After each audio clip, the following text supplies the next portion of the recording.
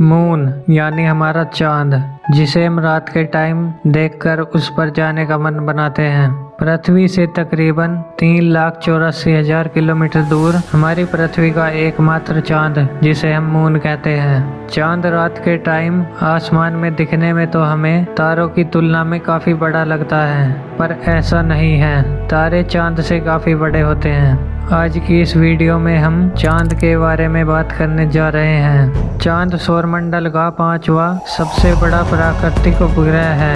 पृथ्वी से लगभग 3,84,365 किलोमीटर दूर चांद की सतह असमतल है।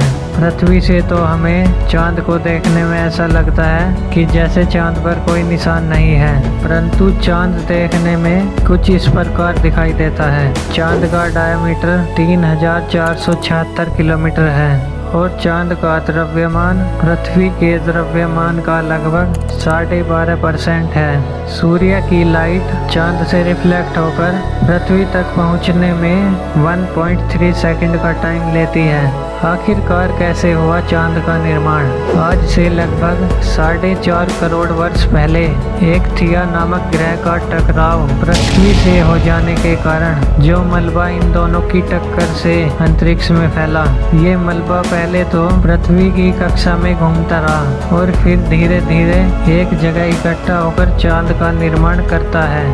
अपोलो के अंतरिक्ष यात्रियों द्वारा लाए गए पत्थरों की जांच से पता चला कि चांद और पृथ्वी की उम्र में कोई फर्क नहीं है। आखिर क्या है चांद की सतह पर?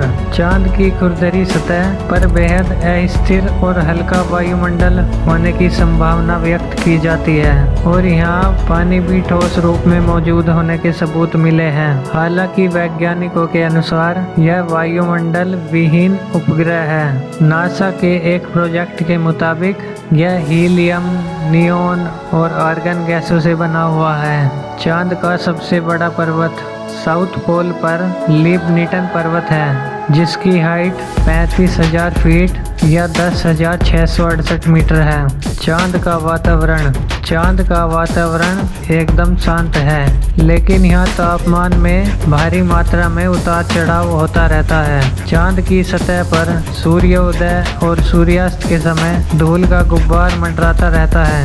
वैज्ञानिकों के अनुसार इस गुब्बार का एक कारण अणुओं का इलेक्ट्रिक चार्ज होना हो सकता है। ऐसा सूर्य वाली दिशा में ही होता है। इस जगह की धूल चिपचिपी है, जिसके कारण वैज्ञानिकों के उपकरण खराब हो जाते हैं। यदि कोई अंतरिक्ष यात्री वहां पर जाता है तो उसके कपड़ों पर धूल जम जाती है और इस धूल को कपड़ों से निकालना काफी मुश्किल होता है। और वहीं दूसरी ओर चांद के पिछले भाग की धूल के मैदान को शांति सागर कहते हैं। चांद की दूसरी सतह पर हमेशा अंधेरा रहता है। चांद पृथ्वी की परिक्रमा लगभग 27 दिन और 8 घंटे में पूरी करता है और इतने ही समय में अपने अक्ष पर एक घूर्णन भी पूरा करता है। इसी कारण से चांद का सदैव हमें एक ही भाग दिखाई देता है। आखिर चांद पर ग्रेविटी कैसी है? चांद पर पृथ्वी की तुलना में ग्रेविटी काफी कम है, इसलिए वहां पर एक मनुष्य का वजन लगभग 16% कम हो जाता है। अगर आपका वजन पृथ्वी पर 80 किलो है तो वहीं आपका वजन चांद पर केवल 65 किलो के आसपास होगा। चांद की ग्रेविटी की वजह से ही समुद्र में ज्वार भाटा उत्पन्न होता है। एक दिन हमेशा के लिए छिप जाएगा चांद। वैज्ञानिक ऐसी संभावना व्यक्त करते हैं कि चांद हर वर्ष धरती से 3.78 सेंटीमीटर दूर होता जा रहा है।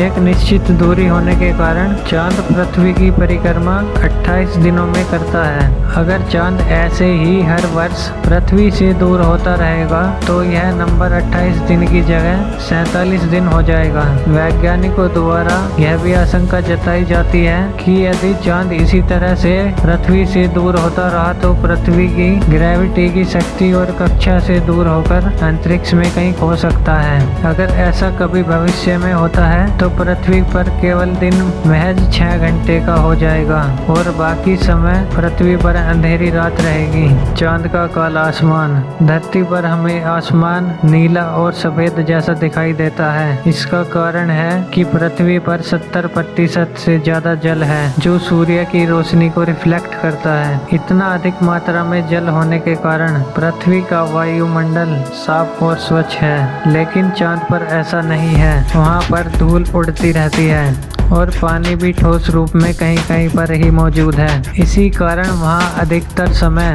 आसमान काला ही दिखाई देता है। चांद से पृथ्वी कैसी दिखाई देती है? पूर्णिमा के दिन हमें चांद बड़ा और बिल्कुल साफ दिखाई देता है। पृथ्वी से चांद का केवल 57% भाग ही देखा जा सकता है। पर क्या हो अगर ऐसा हो कि हम चांद से पृथ्वी को देख सके, तो क्या पृथ्वी भी हमें चांद के समान ही दिखाई देगी या फिर चांद से कुछ अलग? तो चलिए फिर जानते हैं। अगर हम चांद से पृथ्वी को देखते हैं तो पृथ्वी हमें चांद से लगभग 45 गुना ज्यादा चमकीली और चांद से लगभग 4 गुना बड़ी भी दिखाई देगी।